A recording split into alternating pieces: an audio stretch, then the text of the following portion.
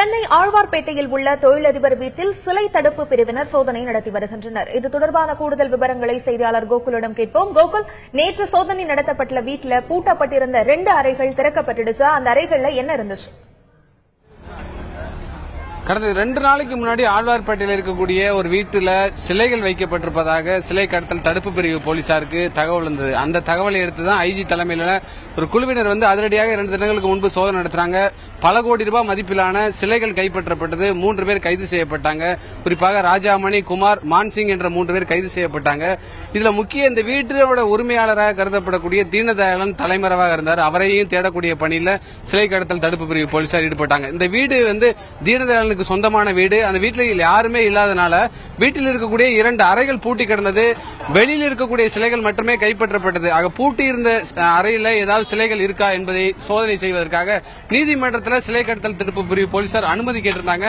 அந்த அனுமதி எடுத்துதான் இன்றைய தினம் நீதிமன்றத்தில் அனுமதியோடு அந்த 2 அறைகளையும் தற்பொழுது அந்த அறையை உடைத்து சிலை கடத்தல் தடுப்பு பிரிவு போலீசார் சோதனை நடத்திட்டு வர்றாங்க. 3 பேரிடமும் காவல்துறை தொடர்ச்சியாக விசாரணை மேற்கொண்டாங்க. அந்த விசாரணையில் பல தகவல்கள் கிடைத்துள்ளது. அதாவது இந்த சிலைகள் பாம்பே வழியாக வெளிநாட்டுக்கு கடத்திருப்பதும் சிலை கடத்தல் தடுப்பு பிரிவு போலீசாருக்கு தகவல் இருந்தது. பல கோடி ரூபாய்க்காக விலை பேசப்பட்டிருப்பதும் போலீசாருடைய தகவலில் கிடைத்துள்ளது.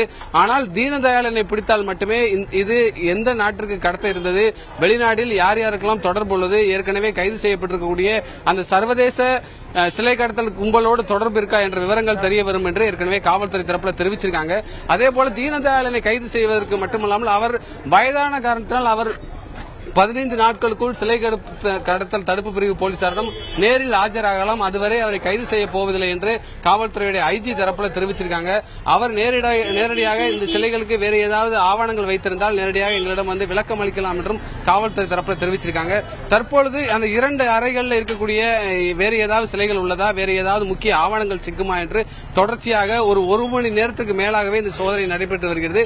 இன்னும் இந்த சோதனைக்கு பின்பு வேறு ஏதாவது சிலைகள் கைப்பற்றப்பட்டதா, ஆவணங்கள் கைப்பற்றப்பட்டதா என்ற விவரம் இன்னும் சற்று நேரத்தில் தெரியலாம். அதன் பின்பு காவல்துறை உயரதிகாரி செய்தியாளர் சந்திக்க இருக்கிறாங்க. இந்த வழக்கு, அதாவது இந்த சிலை கடத்தலுடைய வழக்கு அடுத்த கட்டமாக என்னென்ன மாதிரியான முக்கிய ஆவணங்கள் கிடைத்துள்ளது, முக்கிய விவரங்கள் கிடைத்துள்ளது என்ற விவரங்கள் இன்னும் சற்று நேரத்தில் காவல்துறை செய்தியாளர் சந்திப்பில் தெரிய வரும். கோகுல், இந்த நிலையில சிலை கடத்தல் விவகாரத்தில் தேடப்பட்டு வரும் தீனதயாளன் பற்றியும் அவருடைய பின்னணி குறித்தும் போலீசார் இன்னைக்கு வேற ஏதேனும் தகவல் சொல்லியிருக்காங்களா?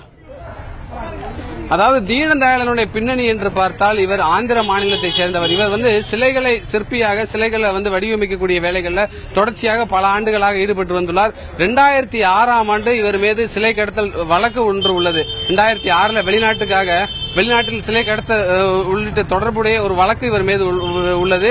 ஆகவே அந்த தீனதயாளனை பிடித்தால் தற்பொழுது இந்த சிலைகள் எந்தெந்த கோயில்களில் இருந்து திருடப்பட்டதா இல்ல வேறு எங்காவிருந்து கொண்டு வரப்பட்டதா? ஏனென்றால் பாதி சிலைகளை பார்க்கும் போது அம்மன் சிலைகள், விநாயகர் சிலை உள்ளிட்ட நூற்றாண்டு கால பழமையான சிலைகள். இதில் கோயில்களில் திருடப்பட்ட சிலைகளா இல்ல வேறு ஏதாவது இருந்து வாங்கப்பட்டு கைமாறப்பட உள்ள சிலைகளா, எந்த நாட்டுக்கு கடத்தப்பட உள்ளது என்ற முழு விவரமும் தீனதயாளனை பிடித்தால் மட்டுமே தெரியும் என்று காவல்துறை தரப்பில் தெரிவிச்சிருக்காங்க.